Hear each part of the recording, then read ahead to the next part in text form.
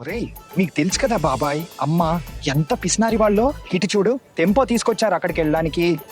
మరి నాకైతే నేను మీతో వేరే బండిలో వెళ్తానని అనిపించింది, కానీ అది కూడా సాధ్యం కాదు ఇప్పుడు. మా సంగతి వదిలేయి.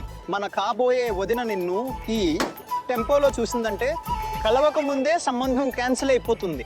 ఇది ఇంట్లో వాళ్ళు అర్థం చేసుకోరే. మనం ఈ టెంపోలో వెళ్తున్నామంటే నాకు ఇంకా నమ్మకం కలగట్లేదు.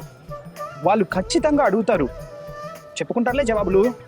అరే ఏదేమైనా రా, నేను మాత్రం చాలా ఉత్సాహంగా ఉన్నా. అంటే ఈరోజు చాలా సాహసోపేతంగా ఉండబోతుంది. మనం మన దోస్తు కోసం కాబోయే భార్యను చూడటానికి వెళ్తున్నాం, అది కూడా ఈ టెంపోలో.